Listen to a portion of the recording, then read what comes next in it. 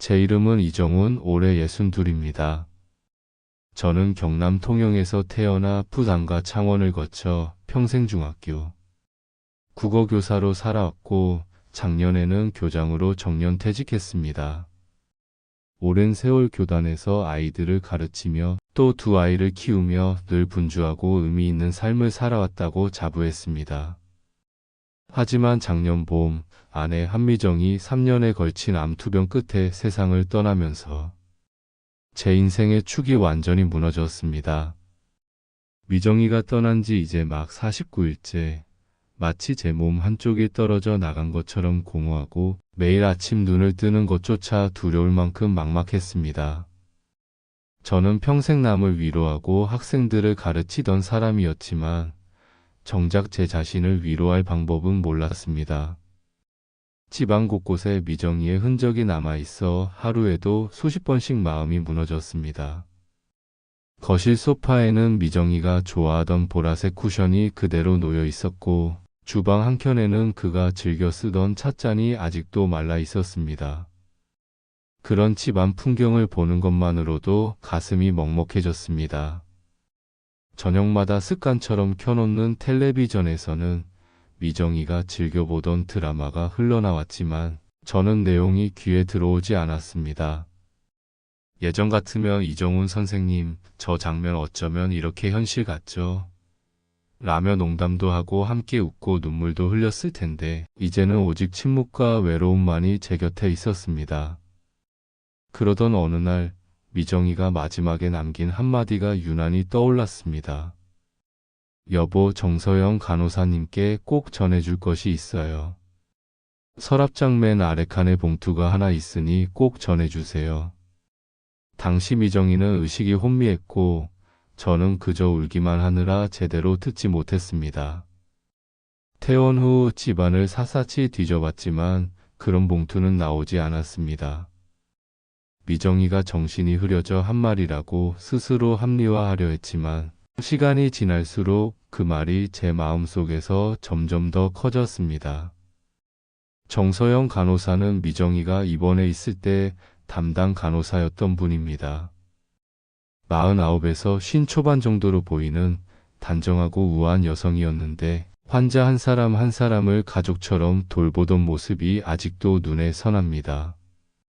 미정이도 늘 서영 간호사님이 계셔서 마음이 편해라고 말하곤 했습니다. 그런 분위기에 저도 고마움을 느끼고 있었지만 미정이가 떠난 뒤로는 다시 만날 일 없을 거라 생각했습니다. 그 이름을 떠올릴 때마다 마음 한구석이 따뜻해지는 동시에 더 외로워지곤 했습니다. 그러던 어느 날 잠들지 못하고 뒤척이다가 새벽녘이 되어서야 겨우 눈을 붙였는데 꿈속에 미정이가 나타났습니다. 여보, 서영 간호사님 안부 좀 물어봐요. 혼자 계시는 것 같던데 걱정이 돼요. 평생 자신보다 남을 먼저 챙기던 미정이는 꿈속에서도 다른 사람을 걱정하고 있었습니다. 아침에 일어나 간단히 식사를 하고 미정이가 마지막으로 숨을 거둔 산소통 옆에 앉았습니다. 병원에서 쓰던 침대도 그대로 옮겨두었습니다. 정리할 마음이 도저히 나지 않았습니다. 미정아, 나 정말 어떻게 살아야 할지 모르겠어. 저도 모르게 중얼거리며 눈물을 흘렸습니다. 나이 62에 이렇게 초라하게 울고 있는 제 모습이 한심하기도 했습니다. 하지만 어쩔 수 없었습니다. 40년 가까이 함께 살아온 사람을 잃는다는 게 이렇게 고통스러운 줄 미처 몰랐습니다. 점심이 되어 냉장고를 열어봤지만 먹을 만한 것이 별로 없었습니다. 미정이가 아프기 전에는 늘 정성껏 음식을 해주었지만 지금 저는 라면이나 김치찌개 정도만 겨우 해먹고 있었습니다. 요리 솜씨가 없는 탓도 있지만 혼자 먹는 밥이니 무슨 맛이 있겠습니까? 결국 근처 마트로 향했습니다. 집에만 있으면 더 우울해지니까요. 마트로 가는 길에 자연스레 병원 앞을 지나게 되었습니다. 미정이가 마지막까지 입원해 있던 곳. 그 건물만 봐도 가슴이 저렸습니다. 마트에 들어가 반찬 몇 개만 사면 될 일이었지만 저는 일부러 천천히 매장을 돌았습니다. 집으로 돌아가고 싶지 않았습니다. 텅 빈 집이 기다리고 있다는 생각에 발걸음이 무거웠습니다. 미정이가 있을 때는 이런 소소한 장보기조차 즐거운 일이었습니다. 함께 뭘 해먹을지 이야기하며 웃던 시간이 그립기만 했습니다. 그렇게 계란 한 판과 우유, 김치 한 포기를 카트에 담고 계산대로 향하던 중 등 뒤에서 익숙한 목소리가 들렸습니다. 어머, 이 선생님. 뒤돌아보니 정서영 간호사가 서 있었습니다. 깜짝 놀라 한동안 말을 잇지 못했습니다. 미정이를 떠나보낸 후 처음 마주하는 병원 관계자였습니다.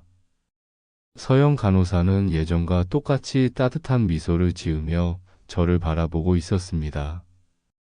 그 순간 가슴이 뭉클해지며 뭔가 울컥 올라왔습니다. 서영 간호사와 마트 앞 벤치에 나란히 앉아 대화를 나누던 그날의 공기는 이상할 만큼 따뜻했습니다. 늦겨울 바람이 옷깃을 파고들 만큼 차가웠는데 그의 목소리와 눈빛은 한기를 녹여주는 온기를 품고 있었습니다. 이 선생님 식사는 잘 챙기고 계세요? 라는 짧은 물음 속에도 오랫동안 잊고 있던 다정함이 묻어났습니다. 저는 얼버무리듯 대답했지만 속마음은 달랐습니다. 제대로 된 밥 한 끼를 누군가와 함께 나누어 먹은 게 언제였는지 기억조차 나지 않았으니까요. 서영 씨는 한참을 제 얼굴을 바라보다가 조심스럽게 괜찮으시면 제가 가끔 음식을 해드릴까요? 저도 혼자 먹는 게 버거울 때가 많아서요 라고 말했습니다. 그 말은 단순한 제안이 아니었습니다. 오랫동안 텅 비어있던 제 가슴속 공간을 툭 하고 건드리는 울림이 있었습니다. 저는 잠시 망설였지만 그의 미소를 보자 거절할 이유가 사라졌습니다. 그렇게 우리는 다음날 다시 만나기로 약속을 했습니다. 다음날 오후 초인종이 울리고 현관문을 열었을 때 서영 씨가 들고 있던 보온 가방에서 은은한 미역국 향이 퍼져나왔습니다. 그 향은 마치 세월을 거슬러 미정이가 부엌에서 국을 끓이던 순간으로 저를 데려가는 듯 했습니다. 그러나 이번에는 다른 손길이 제 집안 가득 따스함을 채워주고 있었습니다. 그는 능숙하게 부엌으로 들어가 반찬을 차려내며 오랜만에 식탁 위가 풍성해졌습니다. 저는 젓가락을 들기도 전에 눈물이 차올랐습니다. 괜찮으세요? 그가 걱정스러운 눈빛으로 묻자 저는 겨우 미소를 지으며 정말 고맙습니다 라는 말밖에 하지 못했습니다. 식사를 마친 뒤 차를 마시며 우리는 자연스럽게 과거의 이야기를 꺼냈습니다. 미정이가 병상에 있을 때 서영 씨가 밤늦게까지 남아 손을 잡아주던 장면이 떠올랐습니다. 그 기억을 말하자 그는 조용히 고개를 끄덕이며 사실 저도 그때 많이 힘들었어요. 하지만 이상하게 미정 씨 곁에 있으면 제 마음도 차분해졌거든요 라고 속내를 털어놓았습니다. 대화가 길어질수록 묘한 긴장감이 두 사람 사이에 흘렀습니다. 같은 상실을 겪은 이들만이 공유할 수 있는 공감이 때로는 위로였고 때로는 미묘한 설렘이기도 했습니다. 그의 시선이 제 손등에 머무르는 순간 제 심장이 알 수 없는 속도로 뛰기 시작했습니다. 마치 오래된 악기가 다시 울림을 찾은 것처럼 잊고 있던 감각이 서서히 깨어나는 기분이었습니다. 저녁 무렵 서영 씨는 아직 남은 반찬을 정리해 냉장고에 넣으며 혹시 내일도 와도 될까요? 라고 물었습니다. 저는 대답 대신 가볍게 고개를 끄덕였습니다. 말보다 더 확실한 동의였습니다. 그날 밤 저는 오랫동안 잊고 있던 불안한 설렘에 잠을 이루지 못했습니다. 미정이를 떠올리며 죄책감이 몰려오기도 했습니다. 하지만 동시에 살아있다는 감각, 누군가와 이어져 있다는 감각이 저를 덮쳐왔습니다. 베개에 얼굴을 묻고도 쉽게 잠들지 못한 채 한밤중에 불현듯 깨달았습니다. 제 안에서 오랫동안 잠자고 있던 남자라는 존재가 서서히 깨어나고 있다는 것을. 이튿날 서영 씨는 다시 찾아왔습니다. 이번에는 직접 만든 생선구이와 나물을 들고 왔습니다. 식사를 마친 뒤 우리는 거실 소파에 앉아 차를 마셨습니다. 창밖에는 초봄을 알리는 가느다란 비가 내리고 있었고 방 안에는 은은한 조명이 켜져 있었습니다. 대화가 점점 끊기고 정적이 찾아왔을 때 저는 무심코 그의 손등에 제 손을 올렸습니다. 놀란 듯 눈을 마주친 서영 씨는 잠시 머뭇거리더니 그 손을 뿌리치지 않고 오히려 살짝 잡아주었습니다. 그 순간 방 안의 공기는 확연히 달라졌습니다. 두 사람의 호흡이 가까워지고 침묵이 오히려 모든 말을 대신했습니다. 제 눈에는 그의 입술이, 그의 눈에는 제 얼굴이 천천히 스며들어 왔습니다. 아주 오랜만에 느껴보는 떨림이었습니다. 저는 천천히 몸을 기울였고 마침내 그의 입술에 제 입술이 닿았습니다. 짧고 조심스러운 입맞춤이었지만 그 안에는 지난 세월 억눌렸던 외로움과 그리움, 그리고 새로운 시작에 대한 희망이 모두 담겨 있었습니다. 입맞춤은 오래가지 않았습니다. 그러나 우리는 서로를 바라보며 이미 알고 있었습니다. 이 순간이 단순한 위로나 우연이 아니라 앞으로의 삶을 바꾸어갈 중요한 갈림길이라는 것을. 서영 씨는 붉어진 얼굴로 낮은 목소리로 말했습니다. 도윤 씨 이래도 될까요? 그 물음은 곧 제 마음속 질문이기도 했습니다. 그러나 저는 확신했습니다. 미정이가 마지막까지 남긴 편지와 봉투, 그리고 그녀의 바람이 우리를 이 자리까지 데려온 것이라는 것을. 저는 조용히 대답했습니다. 괜찮습니다. 우리가 행복해지는 게 미정이가 바라던 일이었을 겁니다. 그날 밤 제 집 안에는 오랜만에 사람의 체온이 머물렀습니다.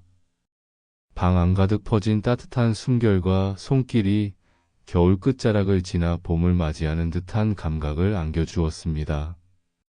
그것은 단순한 위안이 아니라 새로운 삶의 시작을 알리는 신호였습니다.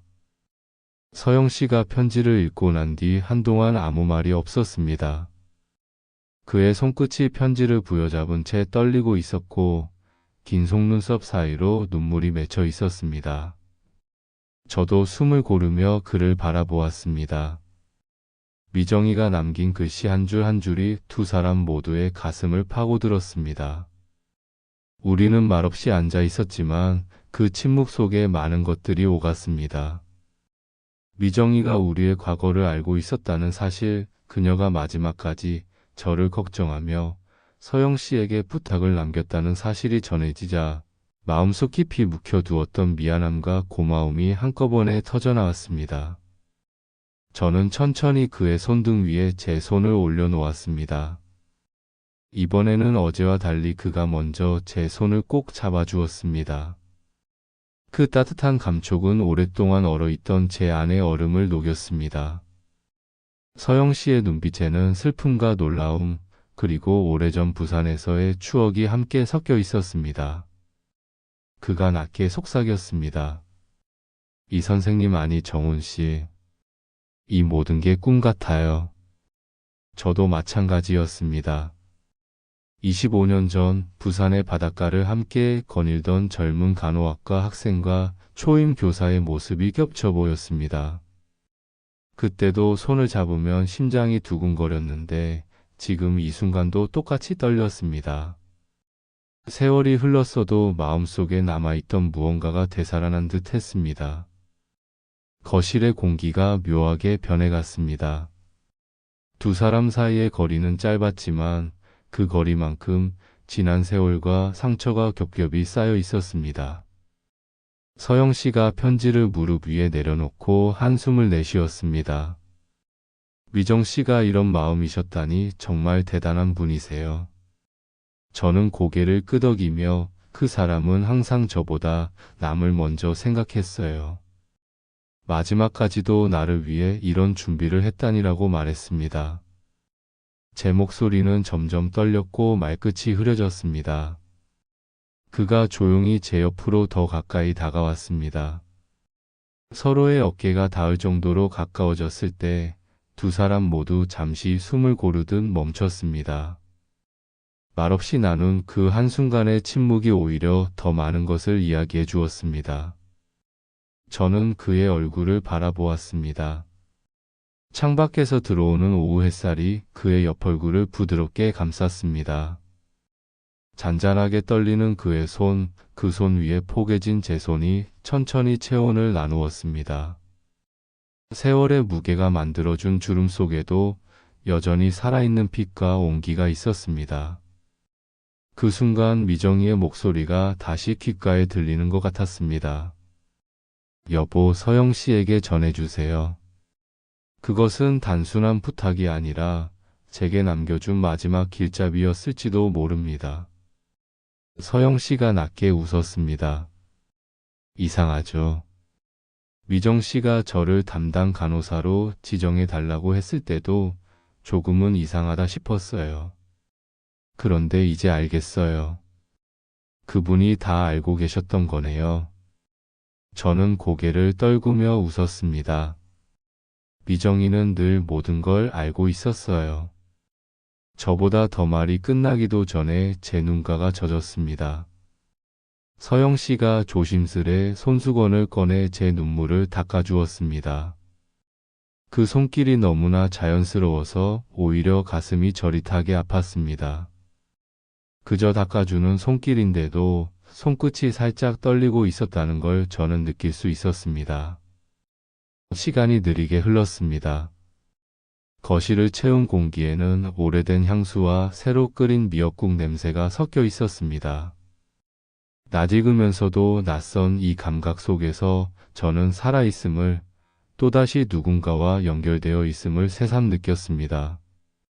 우리는 서로를 바라보며 아무 말 없이 앉아 있었지만 그 침묵 속에는 지난 세월의 그리움과 상실, 그리고 이제 막 싹트기 시작한 희미한 설렘이 함께 피어나고 있었습니다. 저는 조심스럽게 말을 꺼냈습니다. 서영 씨, 우리 이제 어떻게 해야 할까요? 그의 눈동자가 살짝 흔들리며 저를 응시했습니다. 저도 잘 모르겠어요. 하지만 한 가지는 알아요. 미정 씨가 우리를 여기까지 이끌어 주셨다는 걸. 그 말이 끝나자 두 사람 모두의 가슴 속에 있던 막이 조금씩 걷히는 것 같았습니다. 그는 아주 천천히 제 어깨에 머리를 기댔습니다. 그 순간 방 안의 모든 소음이 멀어지고 서로의 심장 소리만 또렷하게 들렸습니다.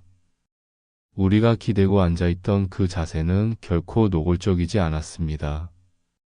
그러나 두 사람 모두 오랫동안 잊고 있던 감각이 깨어나고 있음을 느끼고 있었습니다. 서로의 체온이 전해지는 작은 접촉 속에서 우리는 상실과 외로움으로 얼어붙은 마음을 조금씩 녹이고 있었습니다. 그 온기 속에 담긴 것은 위로와 공감, 그리고 말로 다 표현할 수 없는 깊은 친밀감이었습니다. 저는 그에게 속삭였습니다. 미정이가 우리를 허락해 준 것 같아요. 지금 이 순간이 그 사람의 축복일지도 몰라요. 서영 씨는 눈을 감은 채 작은 미소를 지었습니다. 네, 저도 그렇게 느껴요. 미정 씨가 뒤에서 괜찮아라고 말해주는 것 같아요. 그 말은 방 안에 부드럽게 퍼져나가 두 사람의 숨결을 감싸 안았습니다. 그날 오후 우리는 오랫동안 그렇게 앉아 있었습니다. 손을 꼭 잡은 채 서로의 체온과 심장 소리를 느끼며 지난날의 기억을 되살리고 앞으로의 시간을 조심스럽게 상상했습니다. 밖에서는 비가 내리고 있었지만 집 안에는 오랜만에 따뜻한 봄 기운이 스며들었습니다. 그 공기 속에서 우리는 오랜 상실의 그림자를 조금씩 벗어나며 새로운 시작을 향한 미묘한 설렘과 평안을 함께 느꼈습니다.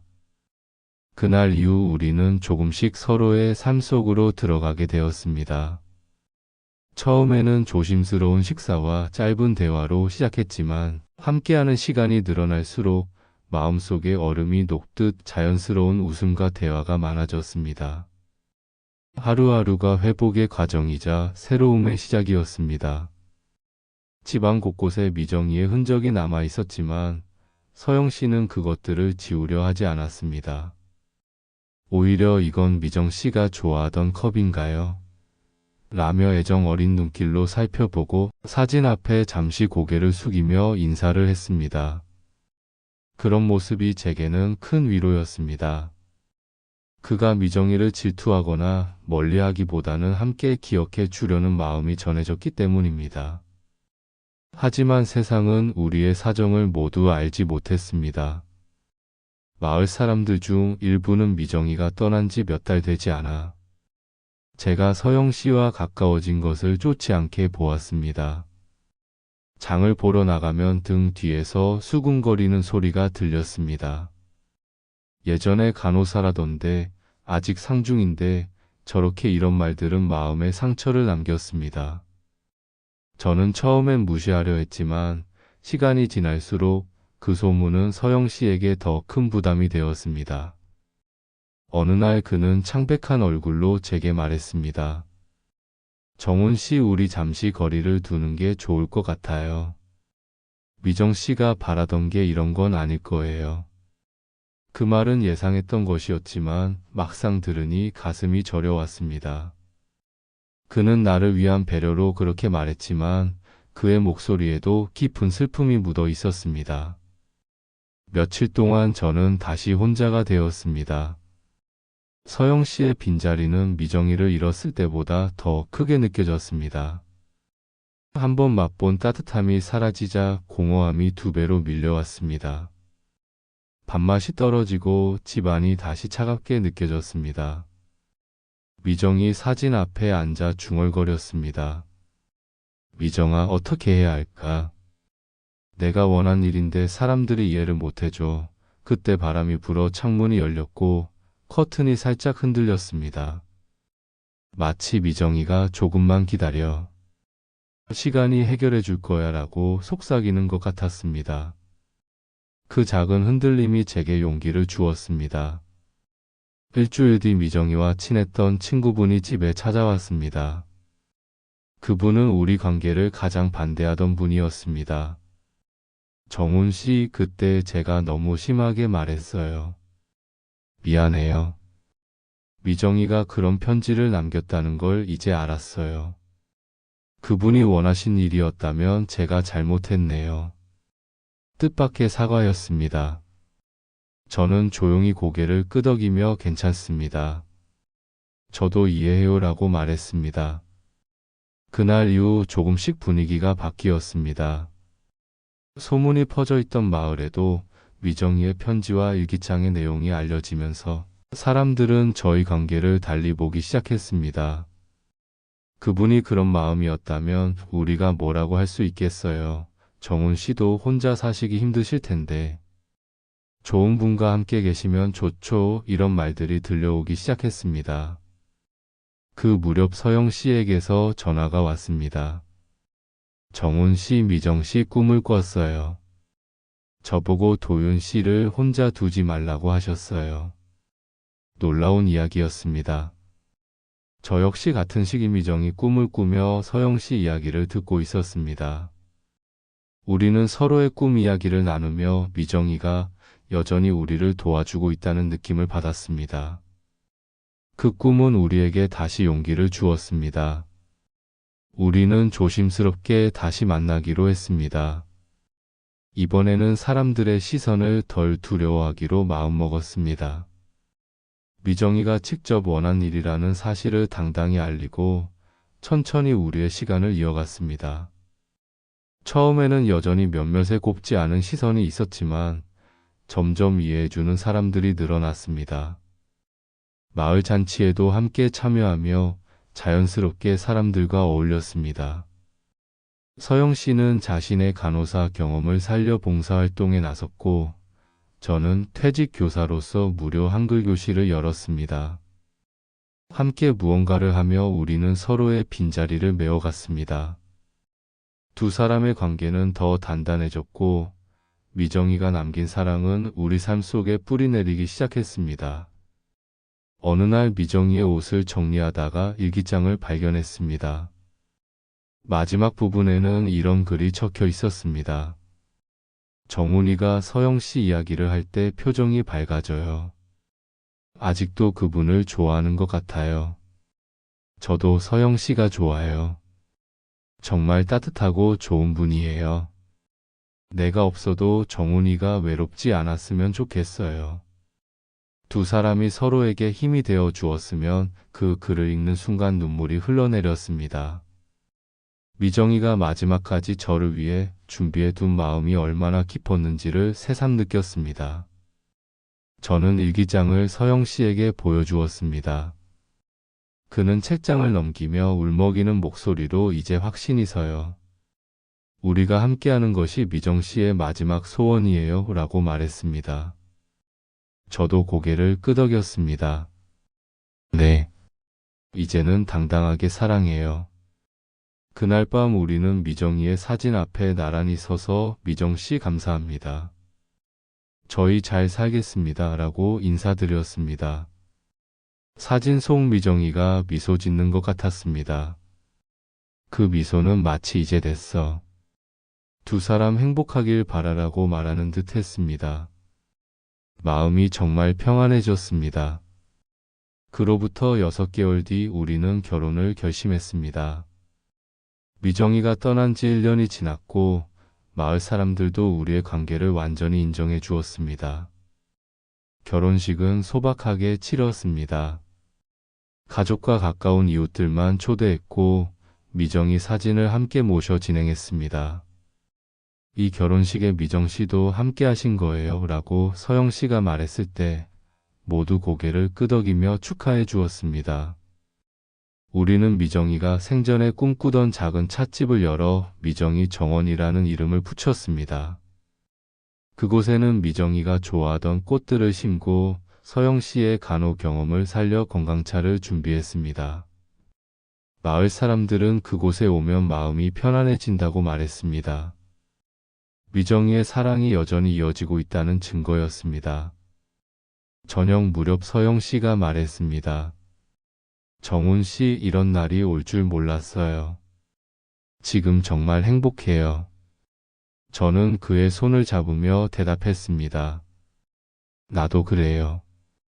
미정이 덕분에 이런 행복을 누리고 있어요. 그 사람은 떠나서도 우리를 이어줬어요. 그 말에 두 사람은 한동안 말없이 서로를 바라보았습니다. 그 눈빛 속에는 지난 세월의 상처와 새로운 삶에 대한 감사가 함께 빛나고 있었습니다. 이렇게 우리는 미정이가 남긴 사랑의 선물 위에서 다시 한번 삶을 시작했습니다.